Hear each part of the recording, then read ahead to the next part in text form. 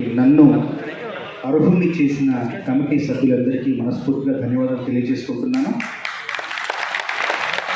అంతర్జాతీయ స్థాయిలో అంతర్జాతీయ కళాకారుల మధ్య ఆస్కార్ అందుకుంటున్నప్పుడు ఎంత ఆనందం కలిగిందో ఈరోజు స్థానిక కళాకారుల మధ్య ఈ పురస్కారం అందుకుంటుంది కూడా అంతే సంతోషం. కారణం ఏంటంటే నేను ఇప్పటికి దాదాపు 860 సినిమాల్లో 3600కు పైగా పాటలు రాశాను.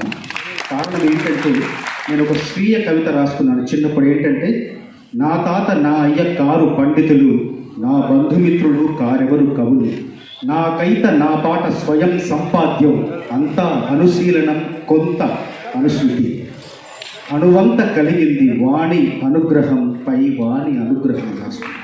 ఈ అనుశీలనానికి అనుశృతికి కారణం ఏంటంటే చిన్నప్పుడు మా ఊళ్ళో చల్లగరలో నేను నేర్చుకున్న, నేను చూసిన, నేను దర్శించిన ఒగ్గు కథలు, చిందు భాగవతం, యక్షగానాలు మాత్రమే. నా ఈ పాటకు స్ఫూర్తి, ప్రేరణలు అవన్నీ కూడా నా చిన్నప్పటి కళారూపాలు. అలాంటి కళారూపాలు వీళ్ళలోంచి వచ్చిన ఆ కళను ఆధారంగా చేసుకుని నేను ఈరోజు నా పాట నిలబడింది. కాబట్టి ఈ కళాకారులతో సమానంగా వాళ్ళ సరసన ఈరోజు నేను కూర్చోవడం నా అదృష్టంగా భావిస్తున్నాను. ఇంకొకటి, ఇప్పుడు కొమరమ్మ, తన పేరు కొమరమ్మ మొగిలయ్య. నేను బలగం సినిమా చూస్తున్నప్పుడు అన్నం తింటున్నప్పుడు వీళ్ళ సీన్ రావడంతో వెంటనే అలా అవాక్కైపోయి అలా అన్నం తినడం కూడా మానేసి అలా సినిమా చూస్తూ ఆ సీన్ చూస్తూ దాంట్లో లీనమైపోయి కన్నీళ్ళు పెట్టుకున్నాను. చెయ్యంతా ఎండిపోయింది, గుండెంతా బరువెక్కిపోయింది. అలాంటి గొప్ప పాట, గొప్ప ప్రతిభ వాళ్ళది. ఇప్పుడు కొమరమ్మతో మాట్లాడుతున్నప్పుడు ఆవిడ ఒక మాట చెప్పింది, మొగిలయ్య ఎందుకు రాలేదంటే మొగిలయ్యకు అనారోగ్యంతో వల్ల రాలేదు, చాలా సమస్యలు చెప్పింది. దయచేసి నా ప్రసంగం తర్వాత మొగిలయ్యకున్న సమస్యలని చెప్పాలి నువ్వు ఈరోజు చెప్పి. ఎంతో మంది ప్రజానాయకులు ఉన్నారు, తప్పకుండా నీ సమస్యకి ఇక్కడ పరిష్కారం లభిస్తుందన్న నమ్మకంతో నీకు తప్పకుండా చెప్తున్నా.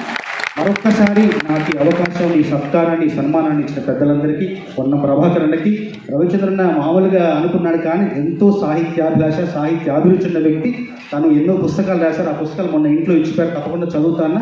మీలాంటి సాహిత్యాభిలాష గారి చేతుల మీదుగా ఈ పురస్కారం అందుకోవడం మరొక్కసారి చాలా ఆనందంగా ఉంది. పొన్నం సత్యయ్య గారి సుప్రీంలో మీ అందరి సమక్షంలో కూర్చోవడం చాలా ఆనందంగా భావిస్తున్నాను. చివరిగా నాకు ఆస్కారం, నాకు అంతర్జాతీయ గుర్తింపు లభించిన ఒక పాటలోని పల్లవి పాడతాను. పొలం గట్టు తుమ్ములోన పోట్ల గిత్త దూకినట్టు, పొలం గట్టు తుమ్ములోన పోట్ల గిత్త దూకినట్టు, పోలే రమ్మ జాతరలో కోటరాజు ఊగినట్టు, ఇరు చెట్టులేసుకొని సాము వేసినట్టు, అవి చెట్టు నీడలోన దుంపు గోడినట్టు, ఎర్ర జొన్న రొట్టెలోన విరప తొక్కు నలిగినట్టు.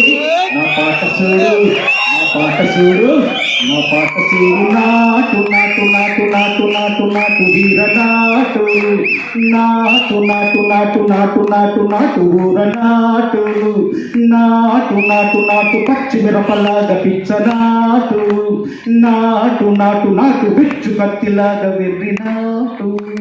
అందరికీ ధన్యవాదాలు. నేను ఇన్ని పాటలు రాయడానికి మొదటి పాటే మూల కారణం. ఆ మొదటి పాటను నాకు అందించి ఎంతో అద్భుతంగా స్వరపరిచిన శ్రీలేఖ గారు కూడా ఈ కార్యక్రమంలో ఎంతో సంతోషంగా ఉంది. మనస్ఫూర్తిగా ధన్యవాదాలు. ధన్యవాదాలండి. తాజ్మహల్ చిత్రంలో మంచు కొండల్లోని చంద్రమ శ్రీలేఖ గారి స్వరకల్పనలో సాగింది ఆ పాట.